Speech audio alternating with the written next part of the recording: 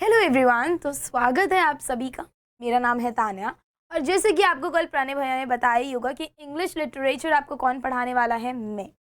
ठीक है, तो ये जो पोम है द स्नेक ट्राइंग आपके सिलेबस की पोम है, आपकी बुक्स में दी गई है, टर्म 2 में आने वाली है और बहुत ही ज़्यादा इंपॉर्टेंट पोम है। ठीक है, इसे आज हम वन शॉट में ख़त्म करने वाले हैं, यानी कि बहुत ही अच्छे से हम इसको कंप्लीटली पढ़ेंगे। ठीक, पर उससे पहले आपका ज़रूरी है मेरे को जानना, राइट? क्योंकि अब हम मिलने वाले हैं और इंग्लिश को ख़त्म कर देने वाले हैं बहुत अच्छे से, तो ज़रूरी है कि आप लोग मुझे जान लें। ठीक, तो मेरा नाम तो आपको पता चल ही गया है।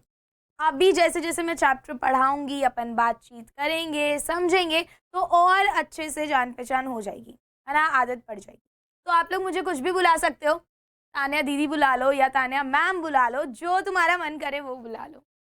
ठीक है, तैयार हो? करें शुरू? चलो। तो बच्चे, ये जो पोम है द स्नेक ट्राइंग, अच्छा एक बात बताओ, जब भी आप लोग पोम्स पढ़ते हो तो सबसे ज़्यादा ज़रूरी चीज़ें आपको कौन कौन सी लगती हैं? सबसे ज़्यादा ज़रूरी होता है उसका मीनिंग, राइट? कि जो पोइट है, जिसने भी वो कविता की रचना की है, वो पोम को लिखा है, उसका मतलब क्या है। उसके बाद जिससे बच्चे बहुत ज़्यादा घबराते हैं वो हो जाता है पोएटिक डिवाइसेस, यानी कि फिगर्स ऑफ स्पीच। कुछ बच्चों को पता ही नहीं होता कि मैम ये होता क्या है। आज इस कविता में ये सारे डाउट्स आपके क्लियर हो जाएंगे। ठीक है, रेडी हो? कर दे फिर शुरू? हाँ जी, बोल दे फिर धप्पा। चलो। सबसे पहले बेटा देखो, किसी भी चीज में अंदर डाइव इन करने के लिए, जैसे स्विमिंग पूल होता है, राइट? उसके अंदर जाने से पहले पता होना चाहिए कि स्विमिंग कैसे करते हैं, है ना? थोड़े बहुत बेसिक रूल्स आपका ट्रेनर आपको बताता है।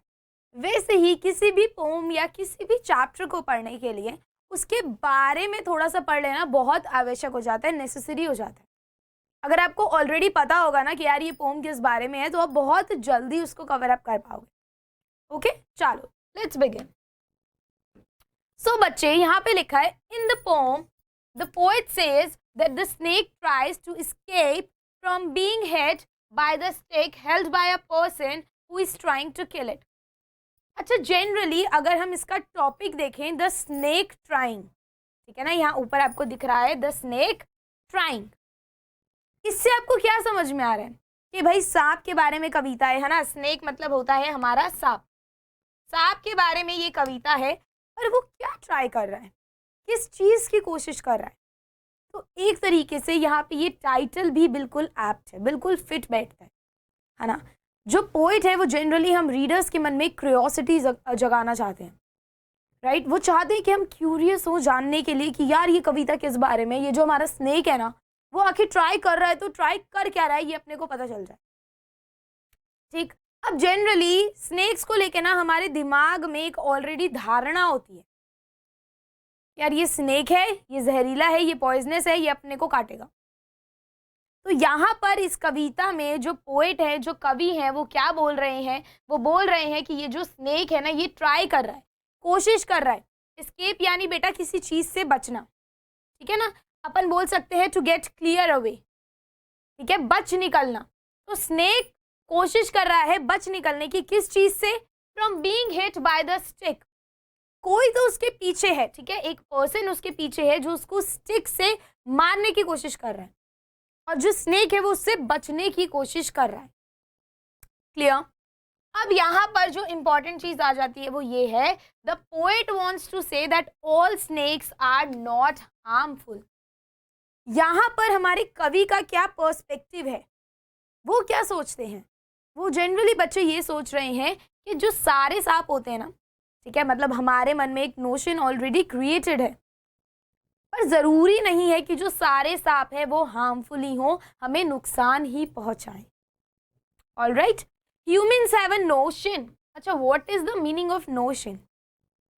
नोशन इज बेसिकली कोई धारणा, कोई माइंडसेट, अपने दिमाग में ऑलरेडी बिठा लेना किसी चीज को, ये तो ऐसा ही करेगा। तो हम ह्यूमंस के दिमाग में ऑलरेडी एक चीज सेट है कि जो स्नेक्स है ना, वो क्या है, बहुत ही ज्यादा डेंजरस है, बहुत ही ज्यादा खतरनाक है, और वो try to kill them as soon as they spot one. Spot मतलब क्या होता है? मिल जाना। जैसे ही हमें कोई स्नेक दिखता है, हम क्या करते हैं? हम उसको मारने की कोशिश करते हैं। पर ये चीज सच नहीं है, ये चीज ट्रू नहीं है। तो यहाँ पर इस पूरी की पूरी कविता में बेटा ही यहाँ पर कौन है, ही हमारे पोएट है। पोएट हमें ये बता रहे हैं कि कैसे एक हार्मलेस यानी जो हमें नुकसान नहीं पहुंचा सकता, तो कैसे एक हार्मलेस ग्रीन कलर का जो स्नेक होता है वो ट्राई करता है क्या करने का, हाइड, छुपने का behind the green bushes in order to save itself, है ना। सो बेसिकली अ मैन, एक जो पर्सन है वो पीछे पड़ा हुआ है किसके, एक स्नेक के, and the snake is trying to save itself. Alright, वो कहाँ छुप जाता है, जाके ग्रीन बुशेस में छुप जाता है। तो ये एक बेसिक ओवरव्यू आपको इस पोम के बारे में मिल गया। अब चलते हैं बेटा ऑथर के बारे में। आपको स्पेसिफिकली जो चीज सिर्फ याद रखनी है ना, वो है हमारे ऑथर का नाम, हमारे पोएट का नाम, सॉरी, ठीक है। Alright, WWE Ross.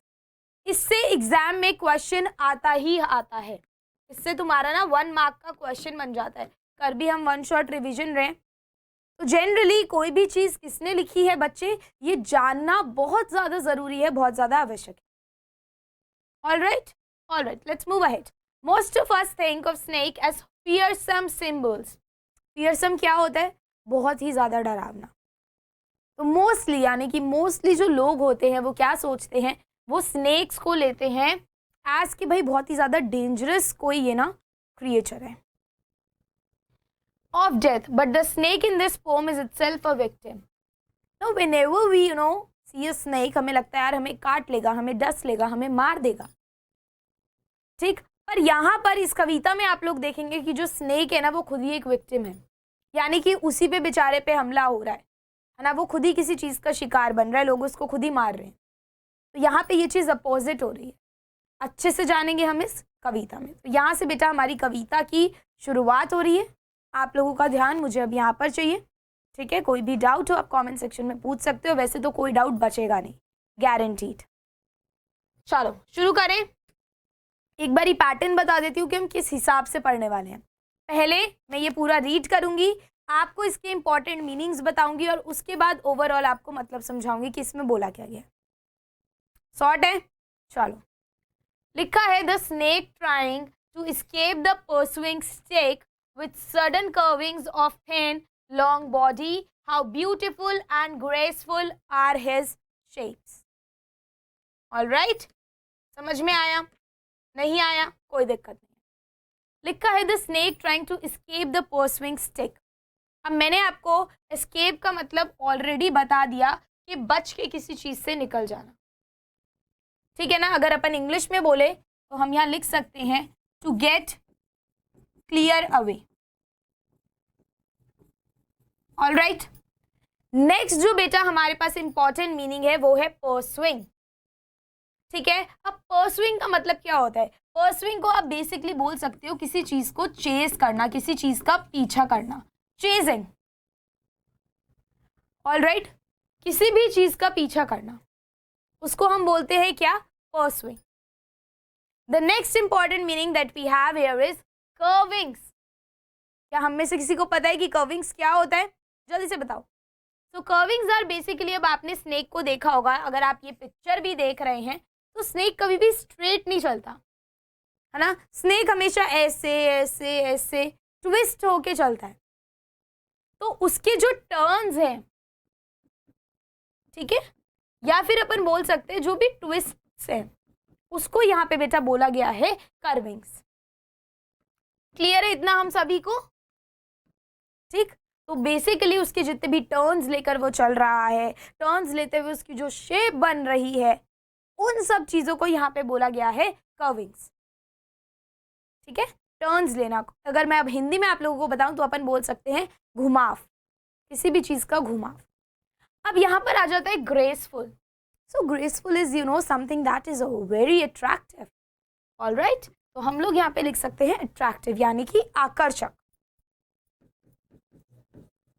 चलो, तो अब मेरे बच्चों ने यहाँ पर सारे इंपॉर्टेंट मीनिंग्स को देख लिया, राइट। तो अब हमारे लिए इसका मतलब समझना हो जाएगा और भी ज्यादा आसान। देखिए क्या बात हो रही है यहाँ पे बच्चे, बात हो रही है कि एक स्नेक है, वो ट्राई कर रहा है, वो कोशिश कर रहा है किस चीज़ की, बच निकलने की। किससे बच निकलने की? परसुइंग स्टिक से। यानी कि कोई एक इंसान है जो स्टिक लेकर उसके पीछे पड़ा हुआ है ना, उसका पीछा कर रहा है, उसको चेज कर रहा है और वो उससे बचने का ट्राई कर रहा है। With sudden curvings of thin long body. यहाँ पे स्नेक की बॉडी बेटा कैसी है? पतली है और लॉन्ग है, ठीक है, थिन एंड लॉन्ग। एमसीक्यू में बेटा क्वेश्चन आ सकता है कि कैसी बॉडी है, तो आपको याद रखना है thin and long body. All right, sudden curvings यानी एकदम से जिस तरीके से वो चलता है ना, जो ट्विस्ट लेकर वो चल रहा है, क्योंकि कभी भी स्नेक स्ट्रेट तो चलता नहीं है, राइट, टर्न्स लेता है, ट्विस्ट लेता है, घुमाव होता है, तो यहाँ पर उसको सडन कर्विंग्स बोला गया। अब यहाँ पर पोइट उसको देखकर बोल रही हैं, how beautiful and graceful are his shapes, कि कितनी सुंदर लग रही है इसकी शेप्स। ये जब यू नो ऐसे ऐसे ऐसे ऐसे ऐसे चल रहा है, तो ये जो शेप्स है ना, the way he is moving his body, वो बहुत ही ज्यादा सुंदर, बहुत ही ज्यादा आकर्षक लग रही है, बहुत ही ज्यादा अट्रैक्टिव लग रही है। क्लियर? तो ये वाला स्टैंजा हमें समझ में आ गया। चलो नेक्स्ट पढ़ते। नेक्स्ट स्टैंजा है बेटा, he glides through the water away from the stroke, o let him go over the water into the reeds to hide without hurt, small and green he is harmless even to children. चलो अब इसके हम लोग पहले क्या देखेंगे, as usual important meanings देखेंगे। तो यहाँ पे मेरे बच्चे ग्लाइड्स का क्या मतलब है? क्या आप में से कोई भी मुझे कमेंट सेक्शन में ग्लाइड्स का मतलब बता सकता है? ग्लाइड्स का मतलब होता है सरकना, यानी कि हम बोल सकते हैं move, you know something that creeps, that keeps moving. जिस तरीके से सांप चलता है, वो चलता तो है नहीं, वो सरकता है, तो उसको यहाँ पे बोला गया है ग्लाइड्स। ठीक है, नेक्स्ट है स्ट्रोक। स्ट्रोक क्या होता है? अब हाथ में स्टिक है, तो टू हिट, किसी चीज को मारने को अपन बोलते हैं, ठीक है, to hit. So stroke means to hit. The next important word we have here is reeds. अच्छा, रीड्स क्या होते हैं? बेसिकली ये पिक्चर दिख रही है आपको, ठीक है, तो reeds are basically you know small marshy plants, जो कि कहाँ पर आपको वाटर में ही मिलेंगे, पानी में ही उगते हैं, तो उनको हम बोलते हैं रीड। क्लियर? सॉर्टेड? चलिए, उसके बाद हर्ट का मतलब आपको पता ही है, एनीथिंग यू नो, किसी को नुकसान पहुंचाना, किसी को इंजरी देना। तो अब यहाँ पर वो क्या बात कर रहे हैं, इस चीज को आपको समझना है। फर्स्ट ऑफ ऑल क्वेश्चन आ सकता है, हु इज ही? जैसे हमारे कॉम्प्रिहेंशन पैसेजेस आते हैं क्वेश्चन पेपर में, आपसे पूछा जा सकता है यहाँ पे ही किसके लिए है, तो ही है बेटा यहाँ पर स्नेक के लिए। तो हमारे पोइट यहाँ पर क्या बोल रहे हैं? बोल रहे हैं कि वो मूव करता है through the water away from the stroke, यानी कि जो लोग उसको मार रहे हैं, उस मार से बचने के लिए, कहीं वो हिट ना कर दे, कहीं उसको लग ना जाए, उस चीज से बचने के लिए, खुद को बचाने के लिए वो कहाँ चला जाता है? पानी में चला जाता है। अब यहाँ पर ये आप देख रहे हो, ओ लेट हिम गो, तो यहाँ पर बेटा हमारा पोएट क्या कर रहा है? हमारा पोएट रिक्वेस्ट कर रहा है लोगों से कि प्लीज उसको जाने दो। यहाँ पे हिम यूज किया गया है, किसके लिए? स्नेक के लिए, कि प्लीज उसको जाने दो। कहाँ पर? Over the water into the reeds to hide, कि उसको जहां वो जा रहा है पानी में से निकलते हुए, इसके पीछे ये जो रीड्स है, ये जो प्लांट्स है, इनके पीछे छुपने जा रहा है, और उसको प्लीज जाने दो विदाउट हर्ट, उसको नुकसान मत पहुंचाओ। Small and green, he is harmless. Now the poet is telling us that the snake we are having here is small. ये जो सांप है वो छोटा है और ग्रीन कलर का है, और वो हार्मलेस है, यानी कि वो नुकसान नहीं पहुंचा सकता। किसको? छोटे बच्चों तक को, तो बड़ों को तो क्या ही नुकसान पहुंचाएगा। ये सारी बातें हमारे जो पोएट हैं वो बोल रहे हैं। क्लियर? तो ओवरऑल बेटा इसमें क्या बात हो रही है कि भाई कहाँ चला गया है हमारा स्नेक? हमारा स्नेक मूव करते हुए पानी में चला गया है खुद को बचाने। लोग उसको हिट कर रहे हैं एंड उससे बचने के लिए उसने खुद को पानी में डाल दिया। ठीक है, अब यहाँ पे रिक्वेस्ट कर रहे हैं पोइट कि प्लीज उसको जाने दो और जाके रीड्स में छुप जाने दो, ये जो प्लांट्स हैं उनके पीछे छुप जाने दो। छोटा सा स्नेक है, ग्रीन कलर का है और हार्मलेस है, नुकसान नहीं पहुंचाएगा बच्चों तक को, तो बड़ों को तो दूर की बात है, ये पोइट यहाँ पर बोल रहे हैं। क्लियर? तो देख रहे हो कैसे चला गया है। All right, let's move to the next. अब यहाँ पर देखो क्या बात हो रही है, लिखा है along the sand he lay until observed and chased away, and now he vanishes in the ripples among the green slim reeds. क्या बात हो रही है समझना बच्चे इस बात को। ये बात है तब की जब उसके पीछे लोग नहीं पड़े थे। ठीक, कहानी कहां से शुरू हुई थी कि भाई सांप के पीछे लोग पड़े हैं डंडा लेके। ये जो स्टैंजा है ये उससे पहले की बात बता रहा है कि कैसे पीछे पड़े। ठीक, तो पहले हम देखेंगे इसके इंपॉर्टेंट मीनिंग। ऑल राइट, तो हमने हार्मलेस का मतलब समझ लिया था कि भैया the thing which is not dangerous. Observe का मतलब क्या होता है, किसी चीज को देख लेना, किसी चीज के नोटिस में आ जाना, ध्यान में आ जाना। तो हम बोल सकते हैं बेटा वॉज सीन। ठीक है, किसी की नजर पड़ जाना। ऑल राइट, वैनिशेस का मतलब क्या होता है, चेस्ट का मतलब मैंने आपको बता ही दिया, पीछा करना। वैनिश होता है बेटा एकदम से गायब हो जाना। ठीक है, हम लोग इसको ना डिसअपियर भी बोल सकते हैं, एकदम से ही गायब हो जाना। समझ में आया सभी को? अब आ जाओ रिपल्स पे। This might be a new word for you. ठीक है, कि रिपल्स क्या होता है। अच्छा, आपने पानी देखा है, पानी में यदि आप कोई स्टोन फेंकोगे तो ऐसे आपने कुछ फेंका और ऐसे ऐसे ऐसे करके वहां पे लेयर्स बनने लगती हैं। राइट, ऐसा होता है कि नहीं होता, जल्दी से बताओ। होता है।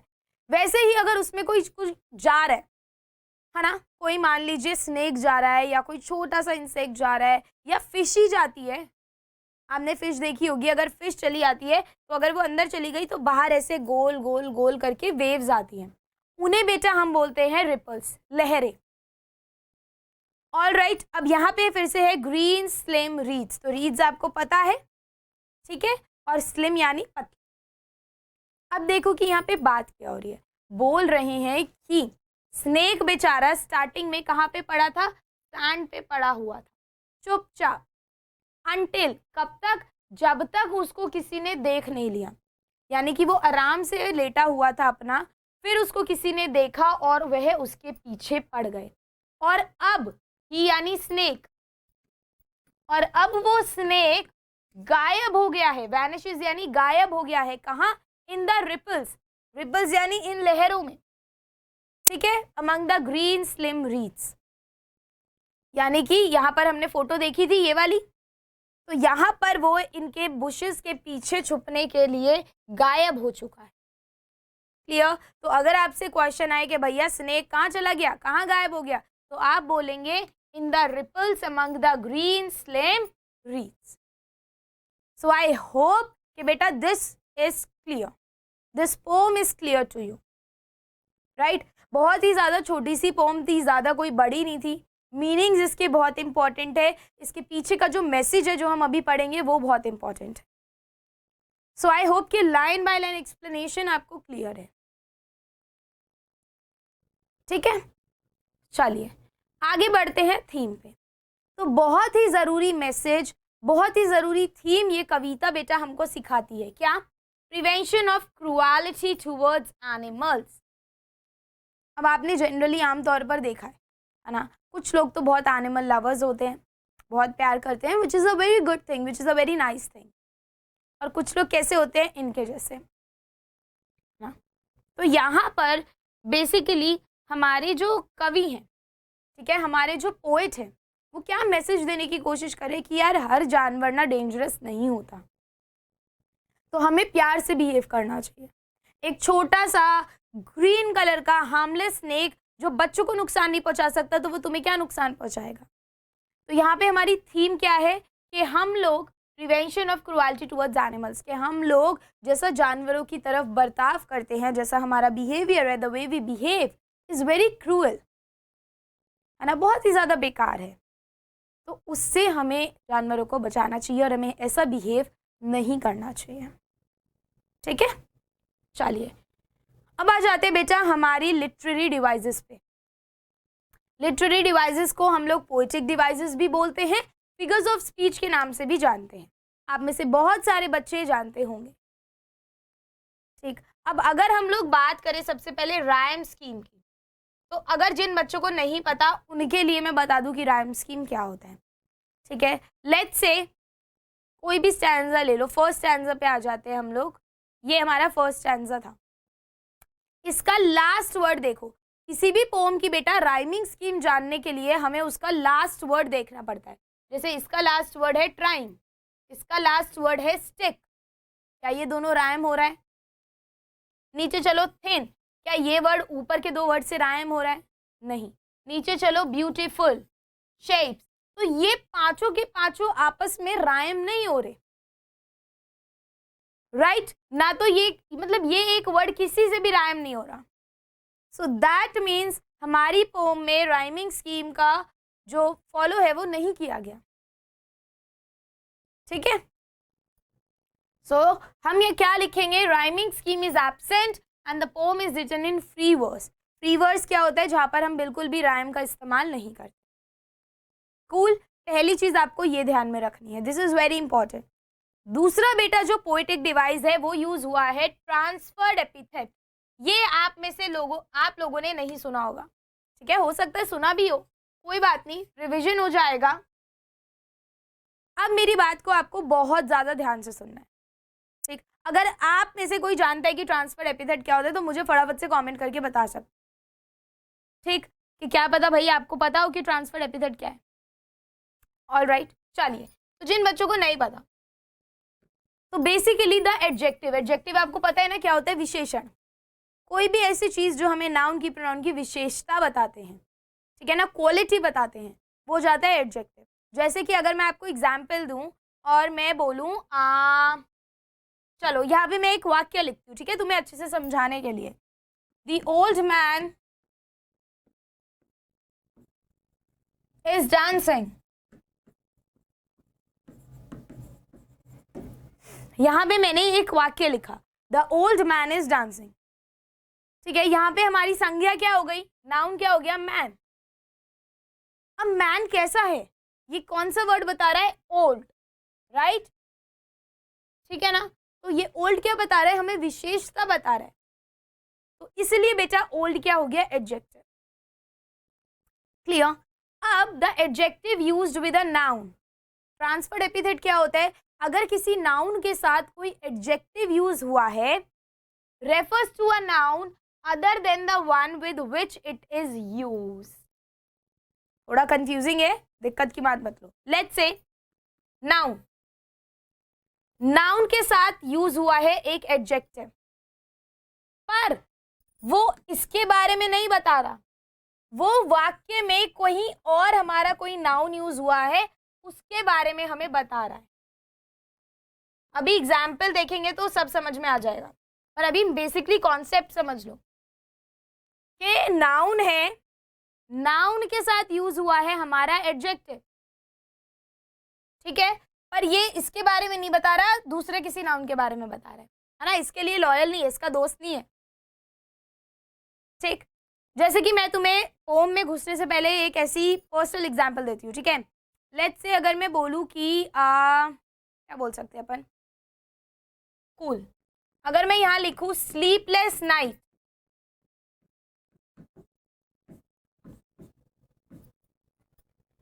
स्लीपलेस नाइट क्या होता है, जब हमें नींद नहीं आती रातों को, राइट। नींद किसे नहीं आ रही, हमें, पर हमने यहाँ पे नाइट के साथ स्लीपलेस यूज किया है। नाइट, रात तो स्लीपलेस हो ही नहीं सकती, रात कभी स्लीपलेस हो सकती है, नो, हम लोग हैं जो रातों को नहीं सो पा रहे हैं, तो स्लीपलेस कौन है, हम, पर स्लीपलेस यूज किसके साथ किया गया है, नाइट के साथ, इसलिए यह है ट्रांसफर्ड एपिथेट।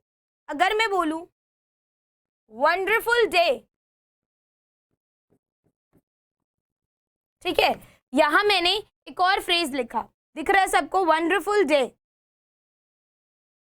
अब now you guys need to keep in mind कि the day is not wonderful, right? The day is not in itself wonderful. अपने आप में दिन कोई वंडरफुल नहीं होता, रोज का दिन तो सेम ही होता है, रोज सूरज उग रहा है, रोज हम लोग सोने जा रहे हैं, रोज हम लोग चीजें कर रहे हैं, तो दिन में ऐसी कोई खास बात नहीं है। The speaker who is saying the sentence had a wonderful day.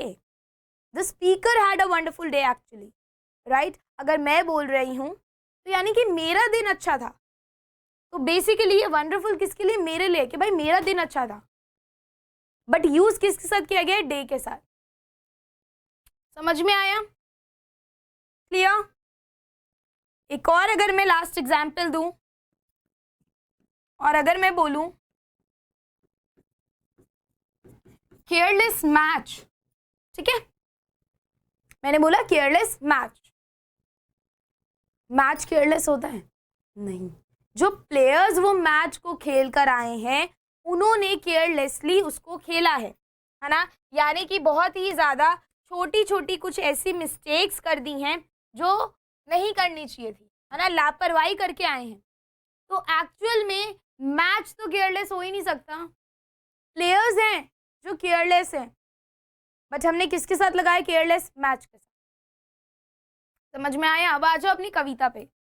तो यहाँ पे एक ट्रांसफर्ड एपिथेट यूज हुआ है, परसुइंग स्टिक। ठीक है, इस चीज को बच्चे ध्यान में रखिएगा, परसुइंग स्टिक यूज हुआ है। Now pursuing refers to the person who is holding the stick. Pursuing मतलब क्या होता है? फॉलो करना, पीछा करना, चेस करना। स्टिक कभी किसी का पीछा कर सकती है? नहीं। वो आदमी जिसने ये स्टिक पकड़ी है वो पीछा कर रहा है, राइट? तो परसुइंग क्या है? पर्सन को रेफर कर रहा है जिसने वो स्टिक को पकड़ा हुआ है, और स्टिक को रेफर नहीं कर रहा। तो यहाँ पे जो हमारा परसुइंग वर्ड है वो जरूर स्टिक के साथ लगा है, पर एक्चुअल में तो स्टिक चेज नहीं कर सकती, ठीक है ना? तो परसुइंग किसके लिए है? मैन के लिए। तो बेटा वो एडजेक्टिव जो किसी और के साथ लगा हो पर एक्चुअल में रेफर किसी और को कर रहा हो, वो हो जाता है transferred epithet. I hope this is clear, ठीक है? चलो नेक्स्ट आ जाओ, एलिटरेशन। एलिटरेशन क्या होता है? एलिटरेशन होता है बेटा, आप मान लो कि एक वाक्य है, ठीक है, कोई भी एक लाइन हम लोगों को दी हुई है। अच्छा थोड़ा तमीज से बनाते हैं, ठीक है? चलो, तो एक लाइन हमें दी हुई है, ऑल राइट। अब इस लाइन में मान लो कि ये वर्ड्स अरेंज्ड हैं। अब बेटा आपको वोवल्स और कॉन्सोनेंट तो पता ही होंगे, right? Vowels is A E I O U, बाकी सारे जितने भी अल्फाबेट से कॉन्सोनेंट्स में आते। तो अगर आप देख रहे हो कि कोई भी ये जो स्टार्टिंग हो रहे हैं ना, इनके इनिशियल्स, अगर वो स्टार्टिंग का साउंड सेम है आसपास वाले वर्ड्स में, तो वो क्या हो जाएगा? हमारा एलिटरेशन। ठीक, जैसे ही इज हार्मलेस में आप देख रहे हो ये भी एच है, ये भी एच है, और ये एक ही लाइन के हैं, आसपास अरेंज्ड हैं, इसलिए ये है एलिटरेशन। ठीक है, देखो ही इज हार्मलेस कहाँ यूज हुआ है हमारी कविता में? यहाँ पे यूज हुआ, एच और ये एच, राइट? तो ये क्या है? एलिटरेशन। आपको इस पोम में और भी एग्जाम्पल्स मिल जाएंगे एलिटरेशन के, but this was the most important one. Clear guys? I hope this is clear. एक और बच्चे पोएटिक डिवाइस हमारा यहाँ पे बहुत महत्वपूर्ण यूज हुआ है, उसका नाम है personification. Now ma'am, what is personification? We never heard of that term. तो देखो पर्सोनिफिकेशन क्या होता है? जब भी हम कोई ह्यूमन क्वालिटी, यानी कि कोई ऐसी क्वालिटी, कोई ऐसी विशेषता जो हमारी है, हम ह्यूमंस की हैं, एनिमल्स को या किसी नॉन लिविंग थिंग को दे देते हैं। ठीक है, अगर एक लाइन में बोलूँ तो कोई ऐसी चीज जो ह्यूमन नहीं है उसको दे देते हैं, तो वो हो जाता है पर्सोनिफिकेशन। ठीक, जैसे कि आप देखेंगे, अगर मैं आपको बोलूं कि the stars were dancing, the stars were dancing, तो जो तारे होते हैं वो टमटमाते हैं, राइट? तो बट मैंने बोल दिया दे वर डांसिंग। डांस किसकी क्वालिटी है? हम ह्यूमंस की, राइट? पर मैंने किसको दे दी? स्टार्स को। तो यानी कि स्टार्स को क्या कर दिया, पर्सोनिफाई कर दिया। पोएटिक डिवाइस हो गया पर्सोनिफिकेशन। वैसे ही अगर आप इस पूरी कविता पे नजर डालेंगे तो आप देखेंगे कि ही यूज हुआ है स्नेक के लिए। जनरली हम एनिमल्स के लिए इट यूज करते हैं, है ना, एनिमल्स हो गए, मैमल्स हो गए, क्रिएचर्स हो गए, नॉन ह्यूमन थिंग्स इट लगाते हैं, बट यहां पर ही लगाया गया है। That is why personification use हुआ है। Clear guys? बता दो जी, 10 दो। क्लियर है? चलो अब आ जाते हैं कुछ वैल्यू पॉइंट्स पे, ठीक है। तो अभी तक भैया बहुत कुछ पढ़ लिया, आप भी ऐसे कर दो, ठीक है। हमने पोम पढ़ ली, हमने वर्ड मीनिंग्स पढ़ लिए, हमने एक्सप्लेनेशन देख ली उसकी लाइन बाय लाइन, और हमने पोएटिक डिवाइसेस देख ली। अब कुछ वैल्यू पॉइंट्स, यानी कि बेटा कुछ ऐसे पॉइंट्स जो एग्जाम में अगर आपके दिमाग में रहते हैं, अभी अपन पढ़ लेंगे, दिमाग में बैठ जाएंगे, है ना। तो आप लोग बिल्कुल तोड़ा हो गए। देखो क्या बोला गया, लिखा है the snake was trying to escape the man with a stick. Snake क्या कर रहा था, कोशिश कर रहा था कि वो बच जाए उस आदमी से जो उसके पीछे पड़ा है स्टिक के साथ। विद हिज, देख रहे हो यहां भी हिज यूज हुआ है, पर्सोनिफिकेशन बताया था ना, with his thin long body he runs making sudden carvings. तो वो क्या कर रहा है, अपनी पतली से लंबे शरीर के साथ वो क्या कर रहा है, इधर उधर टर्न्स ले रहा है, राइट। अब पोएट क्या सोच रहा है कि जो उसके कर्व्स है ना वो बहुत ही ज्यादा ब्यूटीफुल है, इंप्रेसिव है, आकर्षक है, ग्रेसफुल है। To save itself from the blow of a stick, है ना, जिसे हमने पोम में क्या बोला था, स्ट्रोक। तो खुद को बचाने के लिए कि कहीं स्टिक उसको लग ना जाए मेरे बच्चे, वो क्या कर रहा है, he prefers to go through water. What is he preferring, कि भैया मैं पानी से चला जाता हूँ, पानी में चला जाता हूँ, पानी से होते हुए बुशेस के पीछे छुप जाता हूँ। He is harmless even to children. Next point क्या था कि भैया बच्चों तक के लिए वो हार्मलेस है, तो तुम्हें तो क्या ही नुकसान पहुंचाएगा, राइट। और फाइनली वैनिशेस, यानी कि फाइनली वो गायब हो जाता है, डिसअपियर हो जाता है among the green thin reads. Reads I already told you guys, right. तो बेसिकली छुपने के लिए क्या हो जाता है, गायब, डिसअपियर, एकदम से वैनिश हो जाता है। कहां पर, green thin reads. The type of a plant usually आप लोग पानी में ही जिसको पाएंगे, ऑलराइट। चलो अब कर लेते हैं बेटा एक शॉर्ट सी क्विक समरी। जनरली पता है पोम्स में क्या होता है कि सेम चीज बार बार दी होती है, एंड यही चीज आपके एग्जाम में भी फॉलो होती है कि एक ही क्वेश्चन को घुमा के इधर से उधर से करके पूछ रखा होता है। तो जैसे कि अभी आपने एक ही पोम को पढ़ लिया, है ना, आपने पोम भी पढ़ ली, फिर आपने पोएटिक डिवाइस में भी सेम चीज देखी, फिर आपने वैल्यू पॉइंट्स भी देखे, अब आप समरी भी देखोगे तो कहीं ना कहीं ये पूरी की पोम आपके दिमाग में बैठ जाएगी, इसलिए इसको नाम दिया वन शॉट रिविजन। तो ऐसा कुछ भी नहीं बचेगा जो इस पोम से रिलेटेड आपको नहीं आता होगा। चलो एक बारी नजर मार लेते हैं हम हमारी समरी पे। लिखा है this is a beautiful poem about a snake. ये क्या है, ये एक बहुत ही खूबसूरत सी पोम है स्नेक के बारे में। एक दिन क्या होता है बेटा, एक स्नेक कहाँ पर पड़ा होता है, Sandy bank of a pond और अ रिवर, ऑलराइट। कोई उसको ऑब्जर्व कर लेता है, कोई उसको देख लेता है और उसके पीछे भागने लगता है स्टिक से, ठीक है ना, डंडा लेके फटाफट भागने लगता है। अब जो भी उसको देखता है, that name of the person is not been mention to us, हमें नहीं बताया गया कि कौन उसके पीछे पड़ा है, बट कोई जो भी देखता है वो उसको मारना चाहता है। अब स्नेक क्या कर रहा है हमारा, स्नेक यहाँ पे कोशिश कर रहा है बचने की, इससे, फ्रॉम द परसुइंग स्टिक, वो स्टिक जो उसका पीछा कर रही है ना, यानी कि वो इंसान जो स्टिक लेकर उसका पीछा कर रहा है। It runs with sudden curves in its body. अब भाग रहा है तो ऐसे ऐसे ऐसे ऐसे कर्व्स आ रहे, और वो जो कर्व्स हैं उसको हमारे पोएट ने बोला है कि वो कर्व्स बहुत ब्यूटीफुल और बहुत ही ज्यादा आकर्षक, ग्रेसफुल लग रहे हैं। Okay, that curves are really attractive. It glides, यानी कि it moves through the water to save itself from the stroke.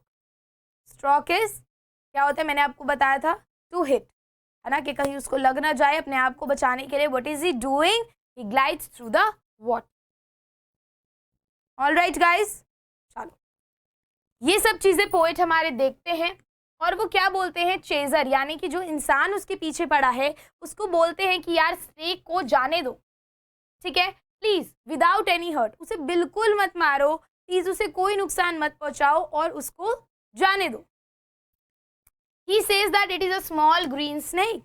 यहाँ पे बेटा ही कौन है, हमारे पोएट। पोएट बोलते हैं कि वो एक छोटा सा ग्रीन कलर का स्नेक है और वो बिल्कुल भी नुकसान नहीं पहुंचा सकता even to a small child, है ना। He can't even harm a small child, how is it supposed to harm you. But the chaser does not listen to the poet, पर चेजर जो होता है वो पोएट की बात को नहीं सुनता। वो बिल्कुल हाथ धोकर स्नेक के पीछे पड़ा है, पर जो स्नेक है वो डिसअपियर यानी कि गायब हो जाता है। कहाँ पर, in the ripples among the green slim reeds. Ripple is small waves, green slim reeds is basically patli, slim is thin, and reeds I have already told you multiple times कि reeds का क्या मतलब है बच्चे, वो पौधे आप देखेंगे जो केवल पानी में उगते हैं, ठीक है, मैंने आपको पिक्चर भी दिखाई थी। क्लियर, चलो तो फटाफट से क्विक रिव्यू कर लेते हैं यार, ठीक है। आंसर आप लोगों को बताने हैं मुझे कमेंट सेक्शन में, आपको एनालाइज करना है कि अभी तक जितना मैंने आपको पढ़ाया है आपको समझ आया है कि नहीं आया है। कूल है, जल्दी से बताओ कूल है कि नहीं है। कूल तो होगा ही, ऐसे कैसे कूल नहीं है। चलो, what is our opinion about most of the snakes. अब लिखा है कि हमारा ओपिनियन क्या है, कि हम लोगों ने क्या धारणा बना रखी है, हम लोग क्या सोच रहे हैं स्नेक्स के बारे में, ये बेटा यहाँ पर अपन से पूछा गया, ठीक। तो आपके पास 4 ऑप्शंस हैं, चारों में से आपको बताना है करेक्ट वन क्या है। फियरसम सिंबल्स ऑफ डेथ है, फेथफुल फ्रेंड्स हैं हमारे, लॉयल हैं ह्यूमन बीइंग को, या वो हमें नुकसान नहीं पहुंचाएंगे। यहाँ पर ध्यान देना, पोएट क्या सोचता है वो नहीं पूछा, हम क्या सोचते हैं, हम इंसानों के मन में उसके लिए क्या धारणा बन रखी है, इस पे अपने को फोकस करना है। जल्दी से बताओ।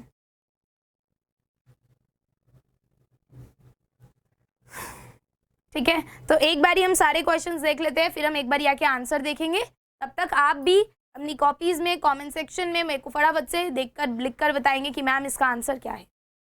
चलिए, question number 2, who is the poet of the poem the snake trying. तो मैंने आपको ऑलरेडी बताया था कि पोएट को याद रखना यार बहुत इंपॉर्टेंट है, बहुत जरूरी है। अगर पोएट याद नहीं रखा तो फिर क्या याद रखा, ठीक। सो इसलिए आपको यहाँ पर पोएट बताना है कि कौन है। चलिए next question, where did the snake lie until observe. यानी कि स्नेक कहां पर था जब तक कि उसे देख नहीं लिया गया, क्या जब तक किसी की उस पर नजर नहीं पड़ गई तब तक वो कहां पर लेटा हुआ था, ये बच्चे अपने को बताना है यहाँ पर, ठीक है। तो in a tree, on the water, on the sand, in the mud.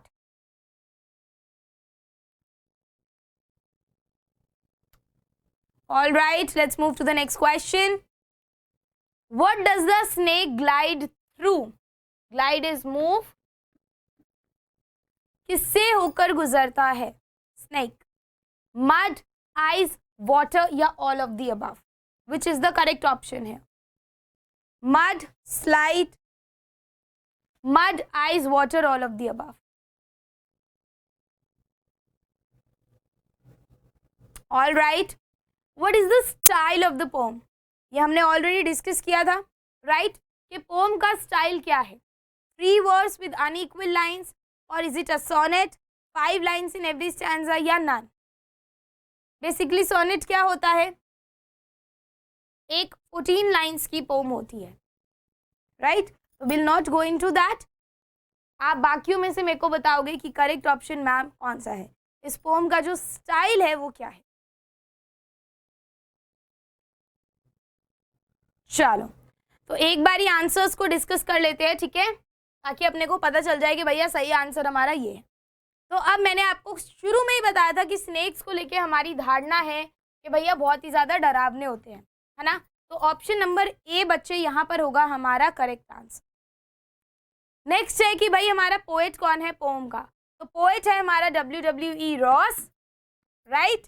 शुरू में ही मैंने आप लोगों को बताया था, तो इसको आपको बहुत अच्छे से याद रखना है। तीसरा है where did the snake lie until observed? So obviously यार the correct answer is on the sand. Next is what does the snake glide through? So obviously the correct answer is water. Next is style क्या है pome का? तो बताया था कि rhymings तो हो ही नहीं रहा, तो इसलिए फ्री वर्स है with unequal lines. So I hope आप सभी बच्चों के आंसर्स बिल्कुल सही होंगे एंड यार आपको समझ आ रहा होगा. चलो तो यार कुछ क्वेश्चंस करते हैं कॉम्प्रिहेंशन बेस्ड, जिससे क्या होगा कि आपको समझ में आएगा कि किस टाइप के क्वेश्चंस पूछ सकते हैं. ऑलराइट, तो ये हमारा फर्स्ट स्टैंजा था. मैंने आप लोगों को समझाया था अच्छे से, एक बार रीड कर लो. The snake trying to escape the pursuing stick with sudden curvings of thin long body, how beautiful and graceful are his shape. Short है ये, अभी पढ़ा हमने. अब आंसर दो. Name the poem and the poet. तो ऑब्वियसली बेटा ये क्वेश्चन बहुत ही ज़्यादा कॉमन है, ठीक है, कि आप कविता और कवि का नाम बताइए. तो ऑब्वियसली हमारी जो पोम है वो क्या है, द स्नेक ट्राइंग, और जो पोइट है वो अभी हमने देखा W.E. Ross. Alright, now what is the snake trying to escape from. Snake किससे बचने की कोशिश कर रहा है. देखो आपको हमेशा आंसर ना बेटा यही मिल जाएगा, अगर आप 1 से 2 बार इसको पढ़ लेंगे आपको यही मिल जाएगा. So the snake is trying to escape from the pursuing stick. मिल गया शुरू में ही आंसर, ठीक है ना, कि the snake is trying to escape from लगाएंगे फ्रॉम द पर्सुइंग स्टिक. तो आंसर नंबर 2 आपका आसानी से आपको यहीं पे मिल जाएगा. नेक्स्ट देखो, why does he take sudden carvings of his body. एकदम से सडनली वो क्यों घुमाता है अपनी बॉडी को, इतने कर्व्स क्यों लेने लग गया, इतना मूव क्यों करने लग गया. ऑलराइट, तो देखो, with sudden carvings of his thin long body, how beautiful and graceful are his shapes. तो भाई क्यों वो एकदम से मूव होने लग गया, क्योंकि उसके पीछे एक इंसान पड़ गया था जिसके पास क्या था, स्टिक था. So technically to save his life, है ना, अपनी जान बचाने के लिए वो क्या करता है, फटाफट से टर्न्स लेता है ताकि वो जाके छुप पाए. Alright, what looks beautiful and graceful. तो आप यहाँ पर क्लियरली लिख सकते हो कि ये देखो, answer is how beautiful and graceful are his shapes. तो यहाँ पे हमारा आंसर क्या हो गया, हिज शेप्स. आप लोग इसको बेटा पूरा लिखेंगे, ठीक है. His shapes looks beautiful and graceful. Where does the snake go and why? अब स्नेक कहाँ चला गया और क्यों, ठीक है. तो अब आप इसमें अगर देखेंगे तो ऑब्वियसली आपको सारे आंसर कॉम्प्रिहेंशन में नहीं मिलते हैं, ठीक. उसके लिए कविता का पढ़ना बहुत ज़्यादा ज़रूरी होता है. तो अगर हम देखें कि भैया स्नेक कहाँ गया है और एक बार ही अगर हम जाकर अपनी पोम पे नज़र मारें तो यहाँ पर हमें हमारा आंसर मिलेगा. He vanishes in the ripples among the green slim reeds. कहाँ चला गया था, वो पानी के अंदर चला गया था. एंड यहाँ why, क्यों चला गया था, because he was trying to save his life, ठीक है. वो अपनी जान बचाने के लिए पानी में चला गया. Sorted? चलो. Now here is another stanza. Along the sand he lay until observed and chased away, and now he vanishes in the ripples among the green slim reeds. Already समझाया अभी मैंने, ऐसा कुछ नहीं है जो इसमें हमें नहीं आता. Right, what does he refer to this in the stanza. जब मैं आपको कविता पढ़ा रही थी, पोम पढ़ा रही थी, तब भी मैंने आप लोगों को बोला था कि बेटा ऐसे टाइप के क्वेश्चंस आ सकते हैं. राइट, तो यहाँ पे ही किसके लिए बोला गया है ये पूछा गया अपने से, ठीक. तो व्हाट डज ही कौन है यहाँ पे, हमारा snake. As simple as that. Where was he lying, क्या लिखा है, along the sand. So he was lying on the sand. बेटा मैं 1 वर्ड लिख रही हूं पर आप लोगों को पूरा लिखना है. ऑलराइट, नेक्स्ट है व्हेन वॉज ही चेस्ड, कब उसका पीछा करा जा रहा था, ठीक है. चेस का मतलब क्या होता है, किसी भी चीज का पीछा करना. So when was he chased, भैया तब उसको चेस किया गया जब उसको ऑब्जर्व कर लिया गया, है ना, अनटिल ऑब्जर्व्ड। जब तक उसकी नजर नहीं पड़ गई, किसी की नजर नहीं पड़ गई उस पे, तब तक तो शांत था। जैसे ही नजर पड़ी वैसे ही उसका पीछा करना शुरू कर दिया। ठीक है, सो ही वॉज बींग चेस्ड। ठीक है, व्हेन वॉज ही चेस्ड? ठीक है, तो आप लिख सकते हो he was chased until he was observe. ठीक है, नेक्स्ट है where does he vanish. Same question है जो लास्ट में पूछा गया था, बस यहाँ वर्ड बदल दिया है। तो जैसे कि मैंने आप लोगों को बताया था कि अक्सर ऐसा होता है कि एक ही क्वेश्चन को घुमा फिरा के तुम्हें दे देंगे। ठीक, सो वैनिश इज डिसअपियर, कहाँ वो एकदम से गायब हो गया। यहाँ पे आपको क्लियर आंसर मिल रहा है, he vanishes in the ripples among the green slim reeds. Next is what colour are the reeds. Reeds किस कलर की हैं? तो obviously green. Sorted? I don't think बेटा एक भी डाउट आपको इसमें अब बचना चाहिए। ठीक है, चलो, तो अभी हमने क्या क्या देखा? हमने, all right, just a second, चलो, तो यार हमने सबसे पहले देखा इस पोम के बारे में। ठीक है, फिर हमने देखे कुछ इंपॉर्टेंट मीनिंग्स, फिर हमने करी इसकी एक्सप्लेनेशन, फिर हमने क्या किया भाई बच्चा पार्टी? हमने किया पोएटिक डिवाइसेस, ऑल राइट, और फिर हमने किए इसके कुछ MCQs, और फिर हमने किया इसका questions and also summary. Right, तो ये सारी ही चीजें आपको इस लेक्चर में मैंने कराई। तो ये मेरा आप लोगों के साथ पहला लेक्चर था एंड आई होप कि आपको अच्छे से बच्चे समझ में आया हो। Do let me know in the comment section कि आपको ये लेक्चर कैसा लगा। ठीक है, और मैं आपसे मिलूंगी जल्द ही हमारी नेक्स्ट वीडियो में। तब तक के लिए बाय बाय, टेक केयर।